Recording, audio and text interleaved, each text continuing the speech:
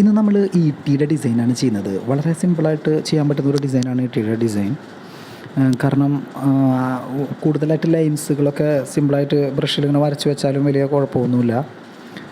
സ്റ്റെയിനൊക്കെ ചെയ്ത് ഡാർക്കാക്കിയിട്ടൊക്കെ ചില ആളുകൾ സിമ്പിളായിട്ട് വരച്ച് ഈട്ടിയുടെ നല്ല ഫിനിഷിങ്ങിലോട്ട് എടുക്കാറുണ്ട്.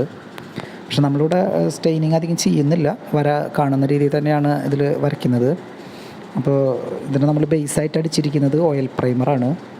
അതിന് മുകളിലാണ് നമ്മൾ സീലർ അടിച്ചിട്ട് ആണിത് ചെയ്യുന്നത്. കാരണം ഓയിൽ പ്രൈമർ ഡയറക്റ്റ് ആകുമ്പോൾ കുറച്ച് വലിച്ചിൽ കൂടുതലായിരിക്കും. അതിനുശേഷം എനാമൽ പെയിൻ്റ് കൊണ്ടാണ് നമ്മളിതിൻ്റെ മുകളിൽ ഡിസൈൻ ചെയ്തിരിക്കുന്നത്. ബ്ലാക്ക് കളറ് മാത്രമാണ് ഇതിനായിട്ട് യൂസ് ചെയ്യുന്നത്. പിന്നെ വലിയ സ്റ്റെയിനിങ് ഒന്നും ആവശ്യമില്ല.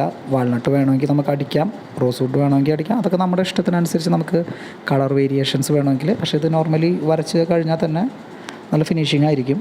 പിന്നെ ഓട്ടോ കോട്ട് പ്രൈമറുകളാണ് യൂസ് ചെയ്യുന്നത്.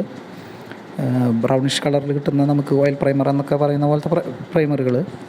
അതിന് മുകളിൽ നമുക്ക് ഏത് ക്ലിയർ വേണമെങ്കിലും അപ്ലൈ ചെയ്യാൻ പറ്റും. സീലറുകൾ അടിക്കാൻ പറ്റും, PU സീലർ അടിക്കാൻ പറ്റും. ഏത് വേണമെങ്കിലും അടിച്ച് നമുക്ക് വീണ്ടും വർക്ക് ചെയ്യാനായിട്ട് പറ്റും.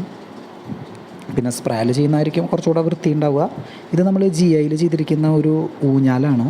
അപ്പോൾ അതിനെ നമ്മളൊരു വുഡിൻ്റെ ഫിനിഷിങ് കിട്ടാൻ വേണ്ടിയിട്ട്, ഒരു വീട്ടിയുടെ ഫിനിഷിങ്ങിൽ തോന്നിപ്പിക്കാൻ വേണ്ടിയിട്ട് ചെയ്തിട്ടുള്ളതാണ്.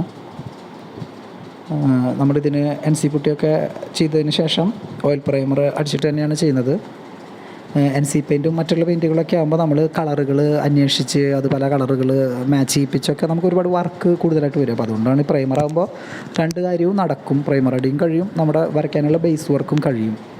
അപ്പോൾ അങ്ങനെയുള്ളതുകൊണ്ടാണ് നമ്മൾ ഇതിൽ ചെയ്തിരിക്കുന്നത്. പിന്നെ വീട്ടിൽ നമുക്ക് കൂടുതലായിട്ട് ഡിസൈനുകളൊക്കെ വരച്ചാലും കുഴപ്പമൊന്നുമില്ല. അതല്ല സിമ്പിളായിട്ട് ലൈൻസ് മാത്രം മതി എന്ന് വെച്ചാൽ അങ്ങനെയും ചെയ്യാം. അപ്പോൾ അങ്ങനെ ചെയ്യുന്നത് വളരെ എളുപ്പത്തിന് വേണ്ടിയിട്ടാണ് പണ്ട് കാലത്തൊക്കെ ഇത് ഒരുപാട് ചെയ്തിരുന്നത്. കാരണം ആർക്കും വരയ്ക്കാൻ പറ്റുന്ന ഒരു ഡിസൈനാണ് ഈട്ടിയുടെ ഡിസൈൻ. തേക്കിനാകുമ്പോൾ അധികം വര കാണാത്ത പോലെ സ്റ്റെയിൻ ചെയ്യാൻ പറ്റത്തില്ല. പക്ഷേ വീട്ടിലേക്ക് നമുക്ക് ഇപ്പോൾ ചെറുതായിട്ട് വരച്ചാലും കുറച്ച് ഡാർക്കാക്കിയിട്ട് വല്ല സ്റ്റെയിനോ എന്തെങ്കിലുമൊക്കെ കൊടുത്തു കഴിഞ്ഞാൽ അതൊരു നല്ല ഫിനിഷിങ്ങിൽ ഈ ഫർണിച്ചർ ഷോപ്പുകളിൽ നിന്നൊക്കെ കിട്ടുന്ന ആ ഒരു കളറിനോട് മാച്ചായിട്ട് നമുക്കിത് ചെയ്തെടുക്കാൻ പറ്റുന്ന ഒരു സംഭവമാണ്.